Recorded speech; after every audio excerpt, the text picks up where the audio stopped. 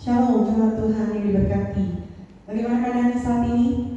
Semoga selalu dalam keadaan baik-baik saja dan sehat selalu. Pagi hari ini kita masih bersyukur kalau Tuhan masih kasih kesempatan kita berkumpul walaupun lewat online untuk beribadah bersama, ibadah minggu bersama. Pagi hari ini saya mau mengundang jemaat Tuhan sekalian untuk mengambil waktu, mengambil tempat yang terbaik untuk memulai ibadah kita. Saya undang jemaat Tuhan untuk bersaat teduh sejenak. Biarkan musik menenangkan pujian. Ambil waktu pribadi untuk bersaat teduh, bersyukur dan menenangkan pikiran kita, hati kita. Dan terima kasih buat setiap hal yang masih Tuhan berikan buat hidup kita. Setiap musim dalam hidup kita, baik itu bahagia, baik itu kesakitan, kesulitan, Tuhan selalu ada buat kita. Kita bersyukur buat setiap musim yang kita lalui, karena Tuhan selalu ada. Kasih setianya selalu kekal, selalu sama.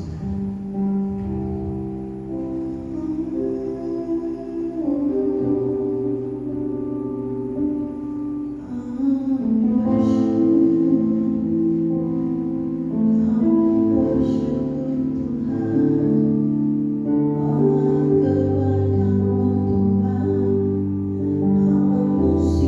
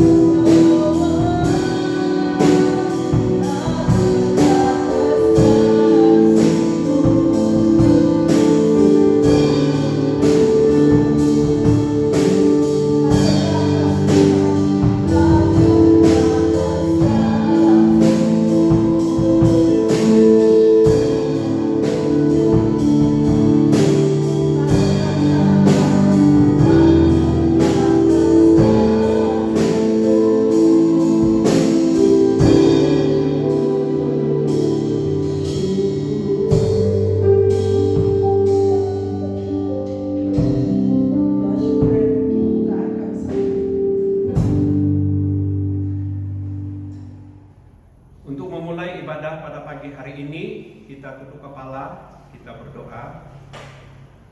Bapa kami yang ada di surga, Bapa yang mengasihi kami, Bapa yang kami muliakan di dalam anak-Mu Tuhan Yesus Kristus, kami mengucap syukur kepadamu karena penyertaan-Mu pada hari ini. Kami boleh berkumpul kembali di rumah kami masing-masing untuk kami beribadah kepadamu. Sebelum kami memulai ibadah raya pagi ini, hamba mohon kiranya Tuhan kuduskan hati, pikiran kami, agar kami layak menghadap hadirat-Mu. Dan ibadah raya pada pagi hari ini juga mulai dari awal pertengahan hingga akhirnya kami serahkan ke dalam tangan-Mu. Biarlah ibadah ini dapat berjalan seturut dengan kehendak-Mu. Terima kasih Tuhan, inilah doa dan ucapan syukur kami. Dan kami akan memulai ibadah raya pagi hari ini hanya di dalam nama Allah Bapa, Putra, dan Roh Kudus. Amin.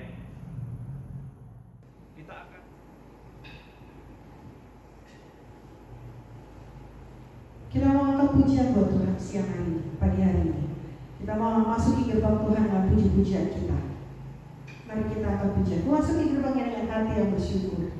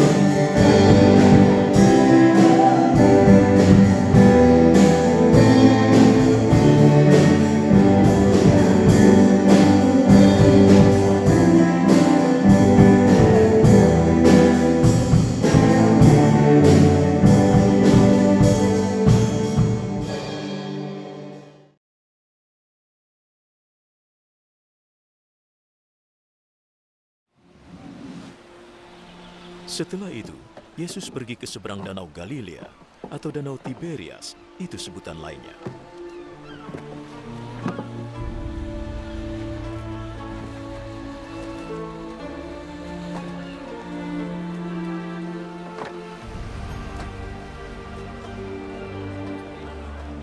Banyak orang mengikutinya sebab mereka sudah melihat keajaibannya menyembuhkan orang sakit.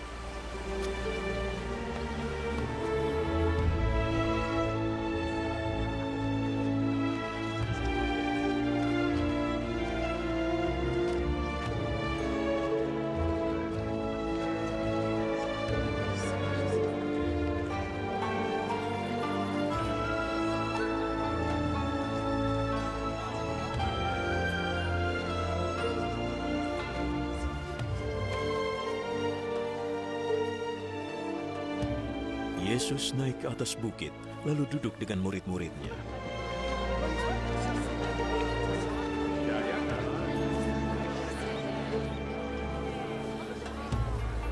Hari Raya Paskah orang Yahudi sudah dekat. Yesus memandang ke sekelilingnya dan melihat banyak orang mendatanginya.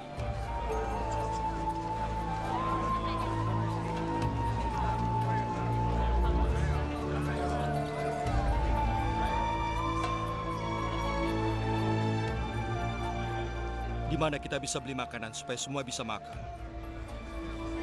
Ia mengatakannya untuk menguji Filipus. Sebenarnya ia sudah tahu apa yang akan dilakukannya. Agar setiap orang bisa makan sedikit, dibutuhkan lebih dari 200 keping perak untuk membeli roti.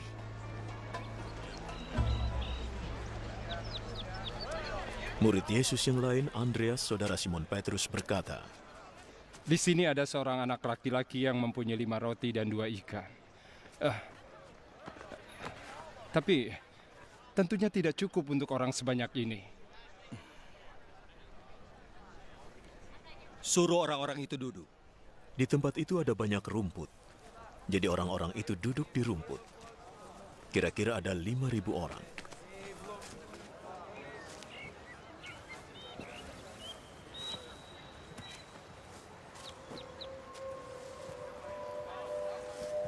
Yesus mengambil roti, mengucap syukur kepada Allah,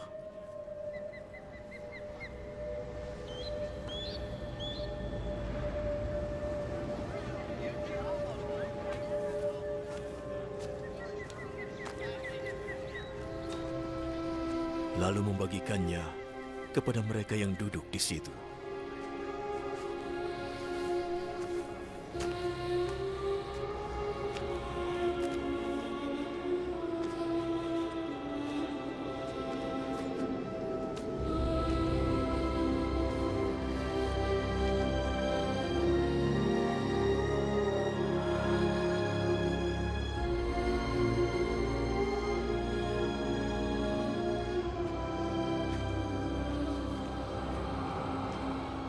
Ia melakukan hal yang sama pada ikan.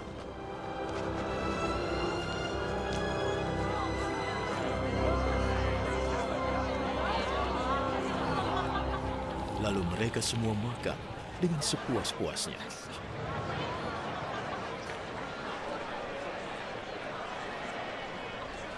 Setelah semua sudah kenyang, ia berkata kepada murid-muridnya, Kumpulkan makanan yang berlebih. Jangan ada yang terbuang. Lalu mereka mengumpulkan 12 bakul penuh kelebihan makanan dari 5 roti dan 2 ikan yang dimakan oleh orang banyak itu. Melihat keajaiban yang dibuat oleh Yesus, orang-orang itu berkata, sungguh ini adalah nabi yang diharapkan datang ke dunia. Yesus tahu mereka datang untuk memaksa dia menjadi raja mereka. Oleh karena itu ia lalu pergi menyingkir ke perbukitan.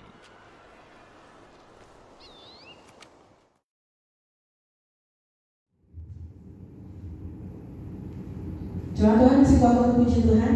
Saya harapkan masih tetap semangat ya. Kita mengangkat pujian bahwa ada kuasa dalam setiap pujian kita. Setelah ini jemaat Tuhan boleh menyampaikan kesaksiannya jika ada. Kita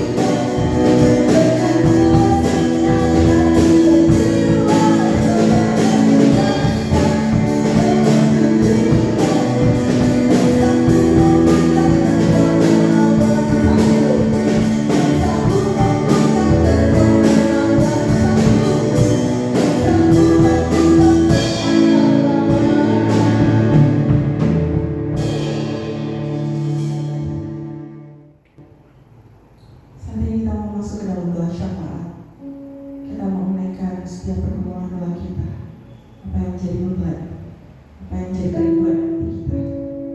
Kita mau ungkapkan, kita mau naikkan ke hadapan Tuhan.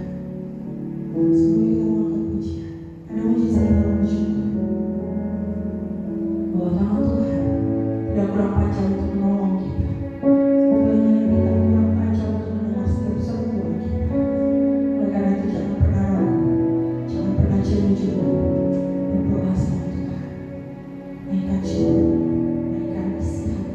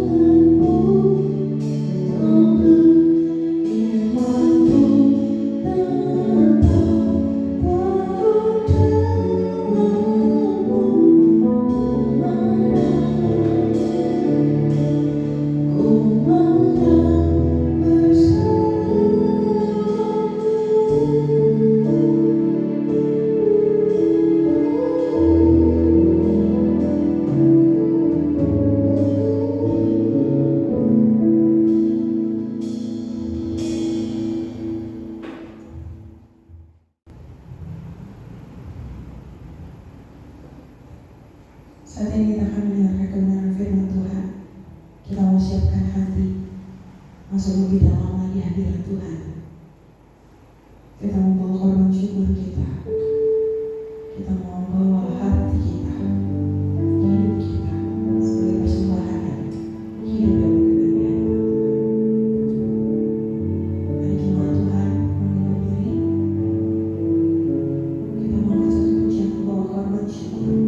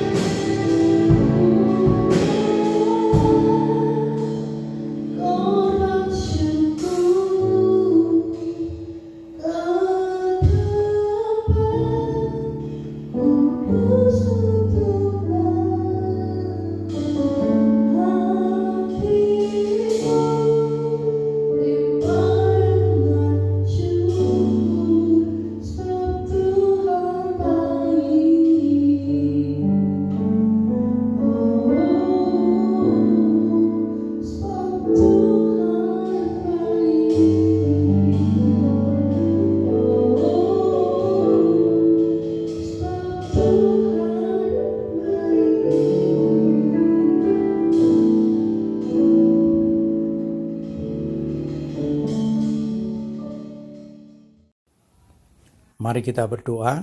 Bapa kami yang bertahta dalam kerajaan surga, kami mengucap syukur dan berterima kasih atas penyertaan-Mu dalam sepanjang minggu yang telah kami lalui. Engkau menyertai kami dalam segala pekerjaan dan usaha kami. Engkau sudah memberkati kami. Engkau juga sudah melindungi kami dari segala bahaya dan juga sakit penyakit, khususnya paparan COVID-19 tidak menyerang kami. Dan pada pagi ini kami ucap syukur, kami akan mendengarkan sabda-Mu pada pagi ini. Kiranya Roh Kudus menolong kami, menerangi kami, agar kami mengerti dan memahami akan maksud Tuhan dalam pemberitaan firman Tuhan pada pagi ini. Dalam nama Yesus Kristus, Tuhan dan Juru Selamat kami berdoa dan mengucap syukur. Amin. Nas Alkitab pada pagi ini terambil dalam Keluaran 13 ayat 17 sampai ayat 22. Lembaga Alkitab Indonesia memberi judul Allah menuntun umatnya.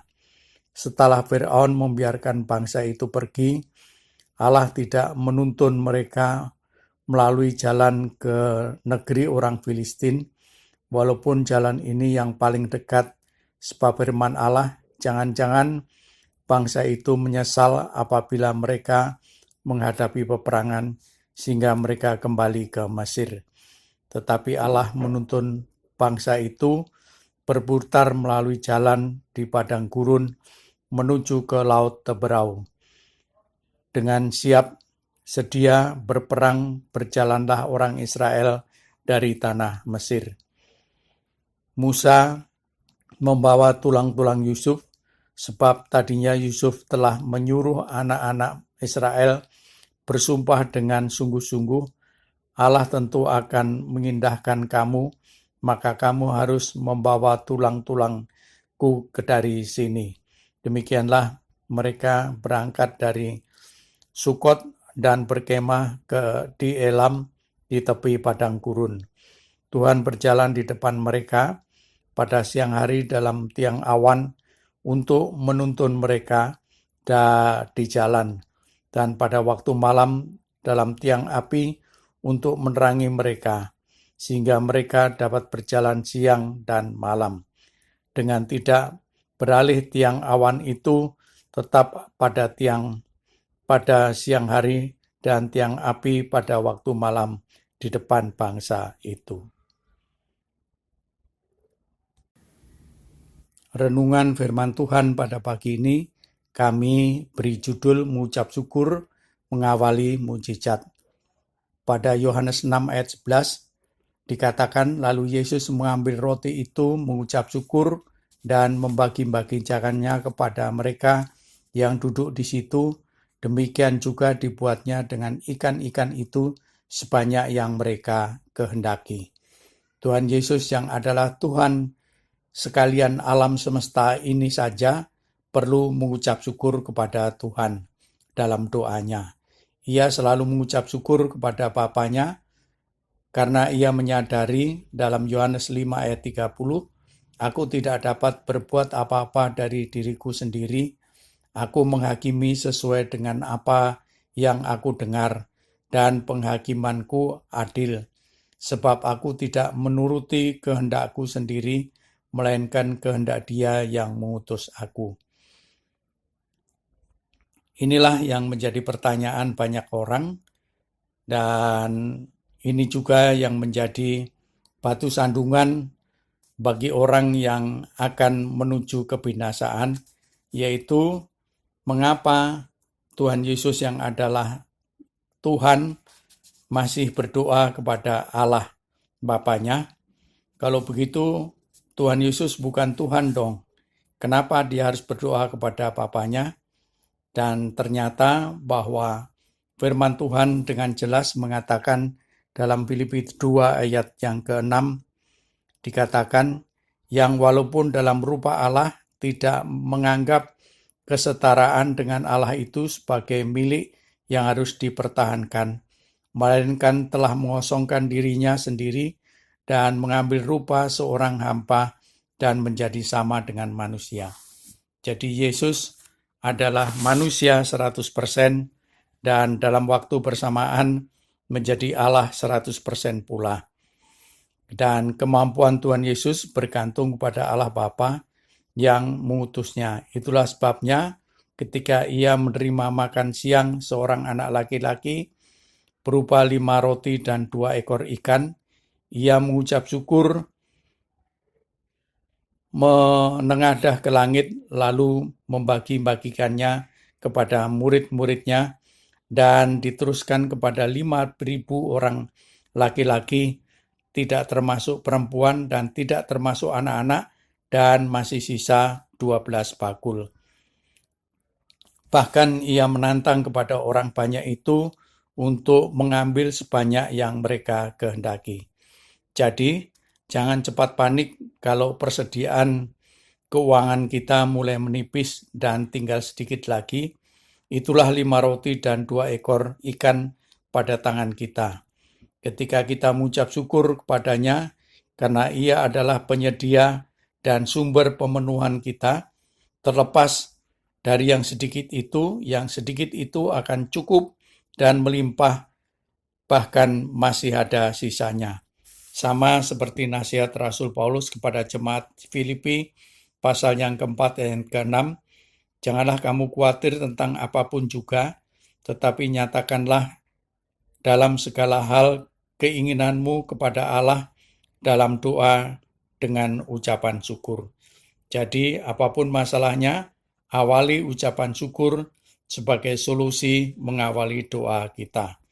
Tetapi bagaimana kalau kita punya masalah yang besar dan sudah lama kita doakan, mungkin bisa bertahun-tahun, tetapi tidak kunjung jawaban yang kita terima.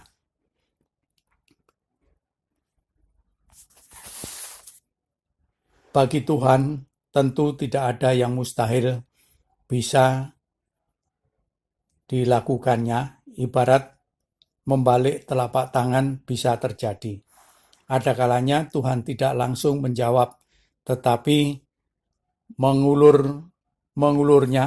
Ingatlah ketika Allah menuntun umatnya keluar dari Mesir, tidak langsung ke negeri orang Filistin, walau jalan itu yang paling dekat, sebab firman Tuhan berkata, jangan-jangan bangsa itu menyesal apabila mereka menghadapi peperangan sehingga mereka kembali ke Mesir.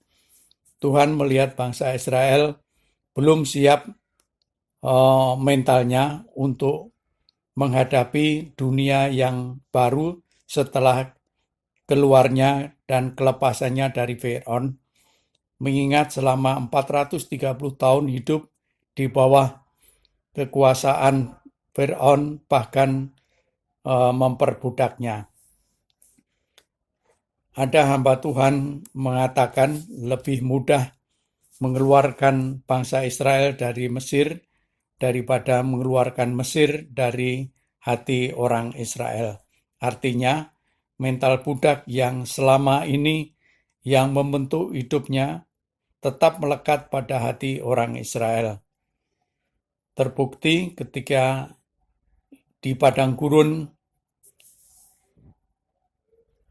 dengan menerima pemeliharaan dari Tuhan setiap hari dengan mana dari surga, mereka berkata, kita teringat kepada ikan yang kita makan di Mesir dengan tidak bayar apa-apa, kepada mentimun dan semangka, bawang prei, bawang merah, dan juga bawang putih.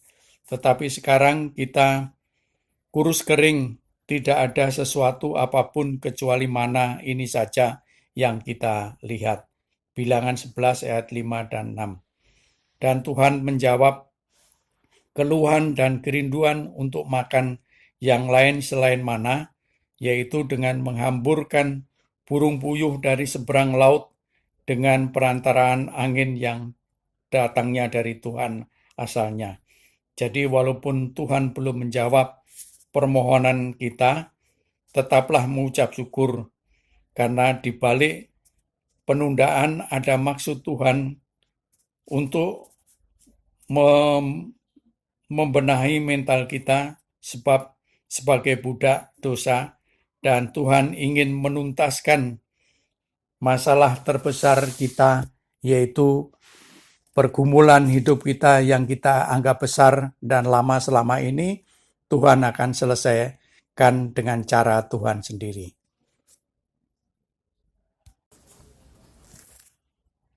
Mengucap syukur mengawali mujizat di dalam doa kita, karena yang pertama, Tuhan ingin mengubah mental kita terlebih dahulu.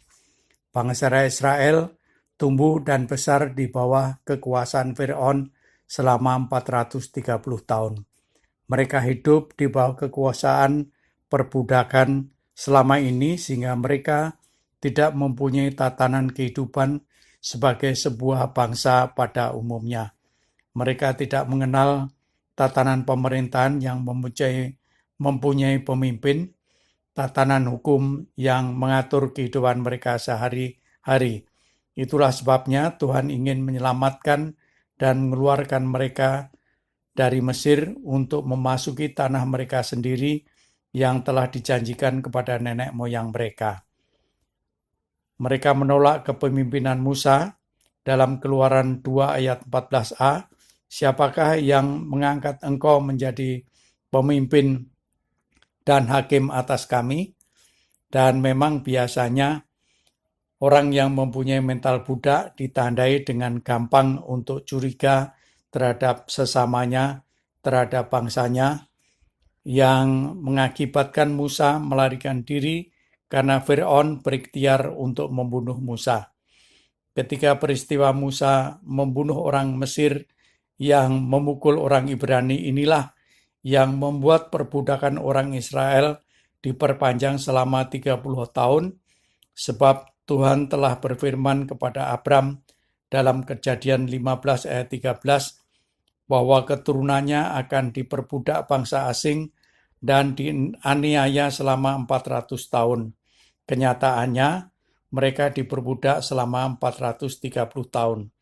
Rupanya Musa bertindak secara spontan yang didorong rasa nasionalisme yang tinggi ditambah dengan jiwa muda, sementara Tuhan belum memberi perintah kepada Musa. Tentu Tuhan bisa merencanakan untuk membawa keluar orang Israel tanpa harus Musa melarikan diri dan mengembara ke Midian. Tuhan bisa saja menyuruh Musa untuk menghadap Firaun ketika Musa masih tinggal di istana Firaun dan tidak harus melewati Midian. Tuhan bukan saja harus mempersiapkan mental Musa, tetapi juga mental bangsa Israel keluar dari tanah Mesir, tidak langsung menuju tanah orang Filistin, tetapi harus memutar menjauh, malah menuju Laut Teberau. Untuk bangsa Israel siap berperang, rupanya harus melewati jalan buntu yang tidak mungkin bisa menyeberangi Laut Teberau. Dengan menyeberangi Laut Teberau, orang Israel melihat demonstrasi kuasa Allah dinyatakan dengan terbelahnya laut yang mengering sehingga orang Israel dapat berjalan di tanah kering di tengah-tengah lautan, karena dengan perantaraan angin timur yang kuat yang membuat laut terbelah dan orang Israel berjalan di tengah-tengahnya, sedangkan air di kiri dan kanan mereka menjadi tembok bagi mereka. Dengan melewati laut yang terbelah itu, orang Israel dapat melihat bahwa Tuhanlah yang memimpin mereka melalui tiang awan pada waktu siang dan tiang api pada waktu malam. Orang Israel harus menyadari bahwa mereka punya tanah air sendiri dan bukan tanah Mesir yang selama ini membesarkan mereka. Sekalipun mereka hidup dalam perbudakan Mesir, mereka merasa nyaman. Terbukti ketika mereka menghadapi laut di depan mereka dan Firaun dan segenap tentaranya berada di belakang mereka, orang Israel teriak-teriak kepada Musa bahwa mereka ingin tetap di Mesir dan mati di Mesir juga. Zona nyaman inilah yang membuat mereka nyaman hidup dalam perbudakan. Tidak ubahnya bangsa kita yang dijajah selama 350 tahun oleh Belanda tanpa merasa terjajah. Inilah yang hamba Tuhan katakan, gampang Tuhan mengeluarkan orang Israel dari tanah Mesir, tetapi tidak mudah mengeluarkan Mesir dari hati orang Israel. Itulah sebabnya Presiden kita Joko Widodo merencanakan program revolusi mental bagi pembangunan manusia untuk berjiwa mandiri, kuat, dan teguh dalam nasionalisme. Mental budak inilah yang saya alami ketika Tuhan ingin merubah nasib saya dari seorang supir pribadi menjadi pribadi yang mandiri. Tahun 1985, kami telah berhenti menjadi supir, tetapi kami masih bekerja di lingkungan majikan kami. Dan ketika itu kami ingin membawa calon investor untuk invest di Indonesia dari kenalan kami, dan kami akan perkenalkan dengan majikan kami. Karena ketika itu untuk invest di Indonesia tidak mudah dan harus melalui seorang tokoh nasional ataupun tokoh penting untuk membawa investor itu masuk di dalam proyek yang mereka rencanakan. Dan selama kami menjadi supir, kami sering mendengar pembicaraan majikan kami dengan para koleganya dan juga sering menyinggung masalah investor yang akan masuk ke Indonesia harus melalui tokoh nasional dan membayar uang taktis. Uang taktis dimaksud adalah uang yang harus dibayarkan terlebih dahulu, terlepas proyeknya mau jadi atau gagal, harus dibayar lebih dahulu. Dan inilah yang dibilang uang pelicin agar proyeknya dapat berjalan mulus. Lalu kami punya ide untuk membawa investor kami untuk menghadap dan bertemu dengan majikan kami, dan kami meminta kepada calon investor untuk membayar uang fee dalam jumlah tertentu dan dalam proyek yang tertentu pula. Dan permintaan kami disetujui oleh investor dan investor siap untuk membayar secara tunai. Dan ketika kami bermaksud untuk mengambil sebagian dulu untuk keperluan kami pribadi, tetapi teman kami melarangnya dan segera menyerahkannya kepada majikan kami dengan harapan akan dibagi bagian kami. Dan ternyata setelah uang itu diserahkan kepada majikan kami dan berharap untuk dibagi, ternyata tidak. Setelah kami meminta kepada majikan kami, bahkan waktu itu kami hanya meminta sebuah mobil bekas majikan kami, tetapi majikan kami menjawab kalau kami diberikan mobil, takut diprotes oleh menantunya yang juga meminta sebuah mobil. Dan akhirnya kami diberi juga uang ala kadarnya. Padahal saya yang membawa investor itu ke majikan kami, saya pula yang mengajukan permintaan uang tatis kepada calon investor, tetapi kami hanya dibagi ala kadarnya.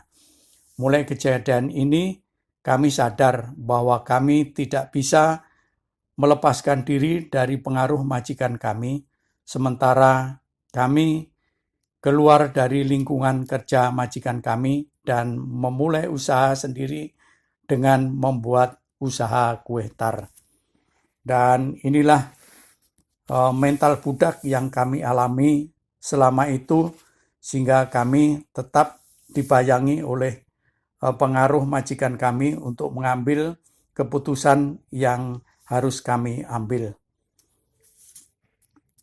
Padahal di dalam firman Tuhan Galatia 4 ayat 6 yang 7 berkata, Dan karena kamu adalah anak, maka Allah telah menyuruh roh anaknya ke dalam hati kita yang berseru, ya Aba, ya Bapa. Jadi kamu bukan lagi hamba, melainkan anak. Jikalau kamu anak, maka kamu juga adalah ahli waris oleh Allah. Bagaimana kita bisa yakin bahwa kita adalah anaknya yang berhak mempunyai hak waris? Ada cerita dari kerajaan Brunei Darussalam. Sewaktu Raja Bolkiah naik tahta dalam usia yang muda, sehingga sang raja muda ini agaknya ragu dengan statusnya yang baru. Lalu ayahnya berkata, "Kamu sekarang sudah menjadi raja. Berpikirlah sebagai raja, bertindaklah sebagai raja, duduk sebagai raja, berjalan sebagai raja. Maka engkau memang Raja Brunei Darussalam yang baru." Jadi yakinlah bahwa Tuhan sudah merubah kita dari seorang budak menjadi anak dan mempunyai hak waris dari kerajaannya. Mengucap syukur mengawali mukjizat, karena yang kedua Allah ingin mengalahkan musuh terbesar kita. Mesir selalu menjadi tempat tujuan meminta pertolongan di saat kesulitan terjadi, dimulai dengan Abraham, Ishak yang juga merencanakan lari ke Mesir ketika kekeringan melanda negerinya. Demikian juga Yakub dan keluarganya diboyong ke Mesir oleh Yusuf ketika kekeringan melanda ke seluruh dunia pada waktu itu. Tetapi Mesir juga merupakan musuh terbesar bangsa Israel yang telah menganiaya dan memperbudak selama 430 tahun. Itulah sebabnya Tuhan ingin mengalahkan musuh terbesar umat pilihannya dengan tuntas dan selesai. Ketika Fir'aun mendengar bangsa Israel telah lari, maka Allah mengeraskan hati Fir'aun untuk mengejar mereka dengan mempersiapkan seluruh pasukannya yang terbaik. Ia membawa 600 kereta yang terpilih, masing-masing lengkap dengan perwiranya, dan membawa rakyatnya serta. Dan akhirnya Tuhan telah menguburkan Fir'aun dengan segala kekuasaannya di tengah-tengah laut Teberau.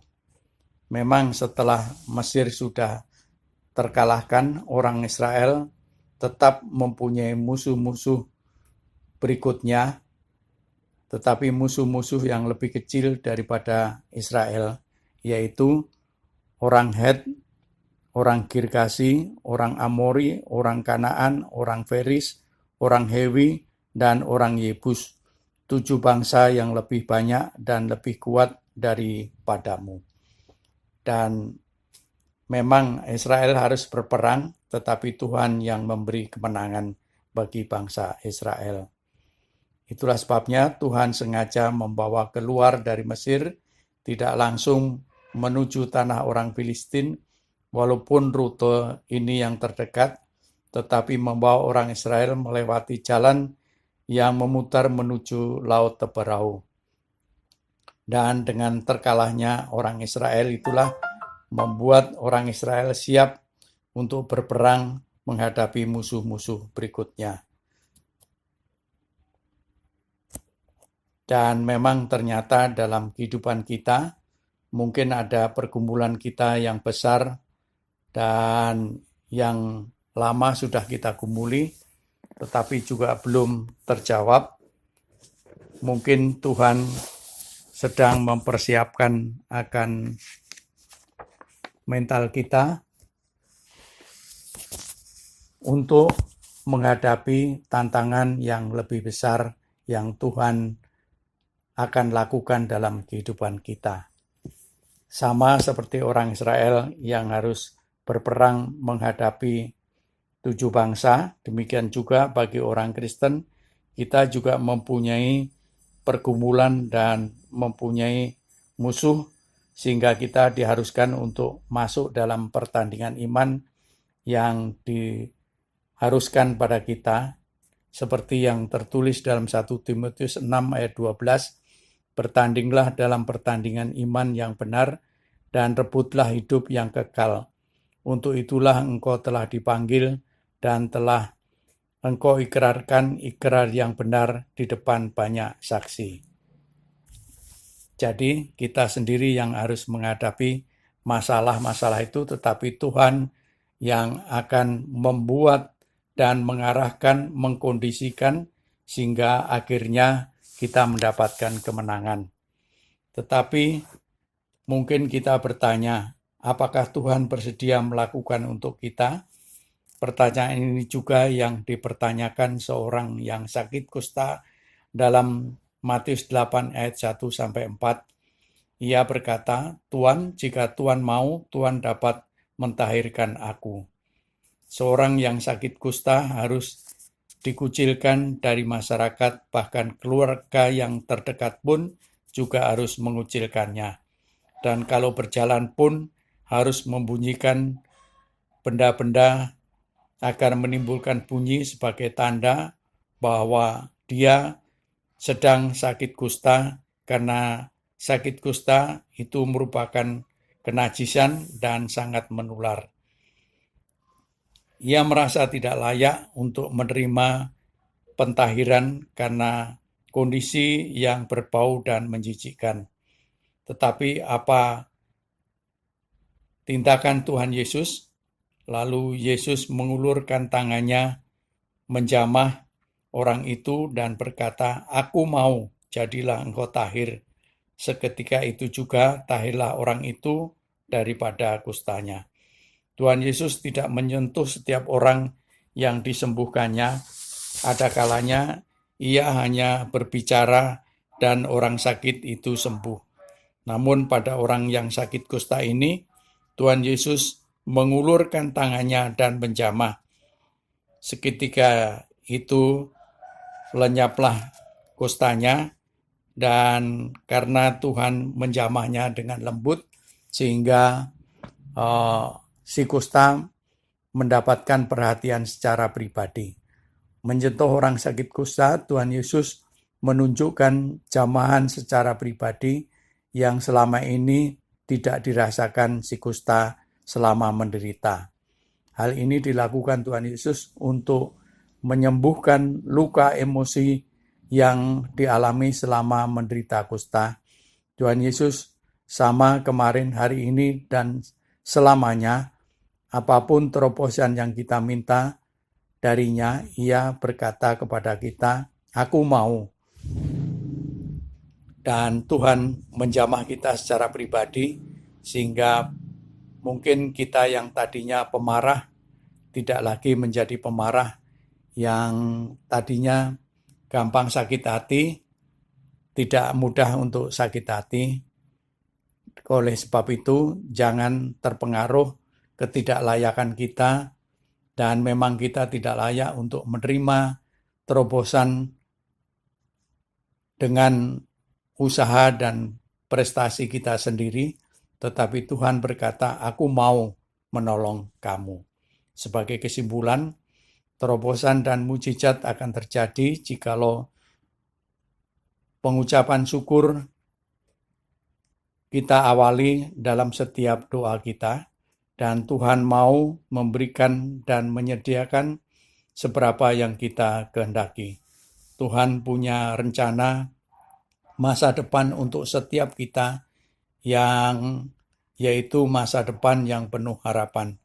Dan Tuhan bersama dengan kita untuk mengenapinya dan untuk menyelesaikannya. Sekalipun harus tertunda, ternyata Tuhan punya rencana untuk mempersiapkan mental kita sebagai lebih daripada seorang pemenang.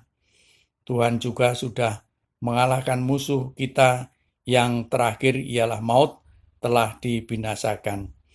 Dan pastinya musuh-musuh pergumulan doa kita, Tuhan akan mengalahkan untuk kita juga. Apakah kita punya persediaan sedikit atau pergumulan doa kita, tetapi belum terjawab, yakinlah bahwa Tuhan akan segera menolong kita dan menjawab doa kita. Kiranya Tuhan memberkati kita dengan firman-Nya. Dan mari kita berdoa. Bapa kami yang di surga, kami ucap syukur dan terima kasih atas renungan pada pagi ini.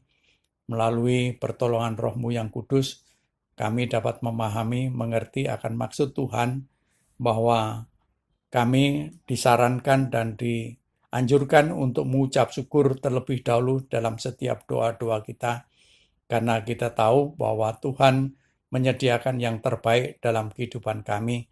Berapapun jumlahnya, berapapun yang kita perlukan, Tuhan sudah siapkan bagi kami.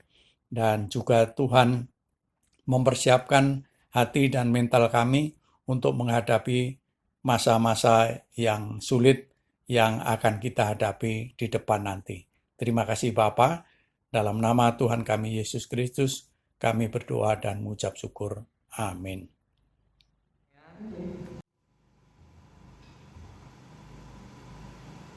Saat ini kita mau memberikan yang terbaik persembahan kita kepada Tuhan. Sambil persembahan akan dijalankan, sambil Tuhan mempersiapkan persembahan, kita mau langsung pujian. Aku diberkati, aku dilimpah. Karena Oh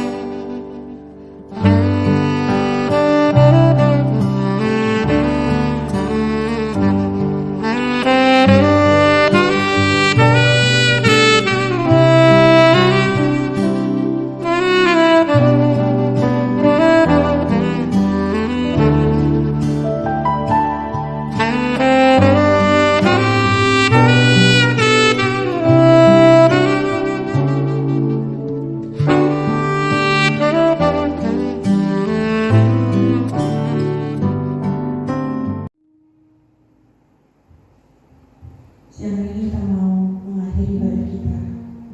Kita mau percaya bahwa apapun yang terjadi dalam hidup kita, ada Allah yang sama, Allah Immanuel, selalu menyertai kita. Bertahan, tetap kuat menghadapi semuanya. Kita mau puji Immanuel, Allah yang beserta.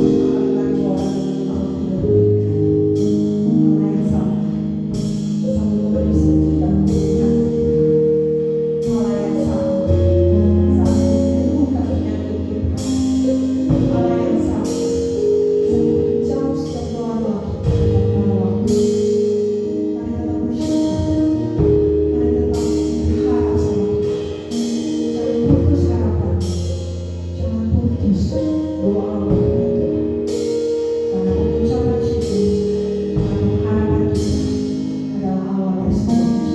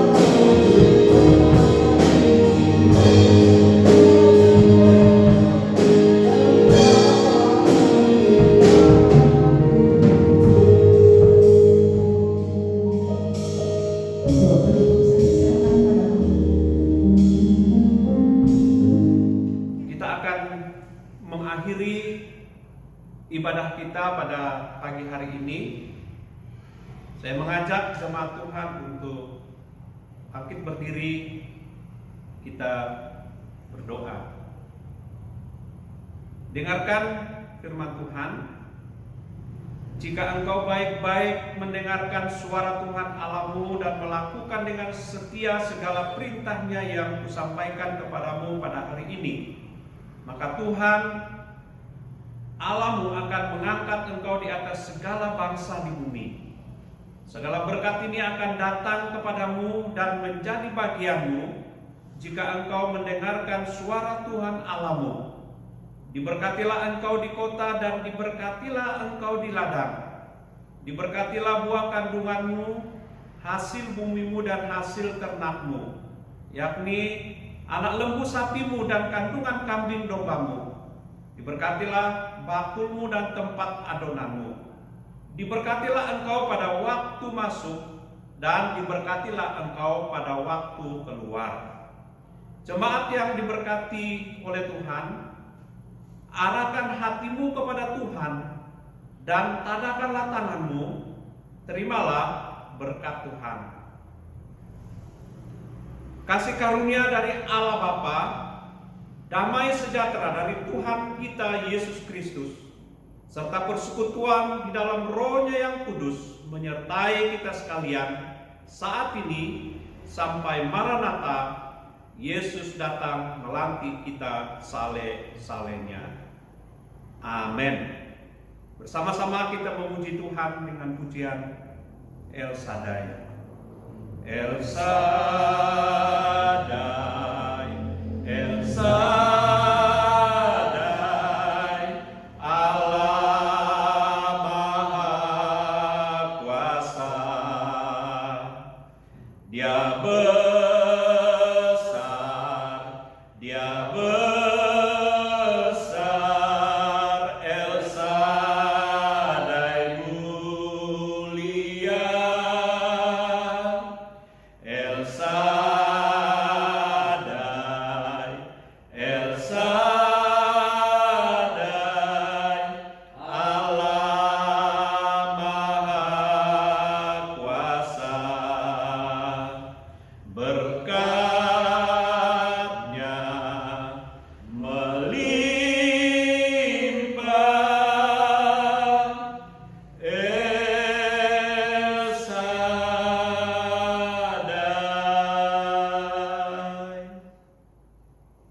Kita mengambil saat teduh sejenak.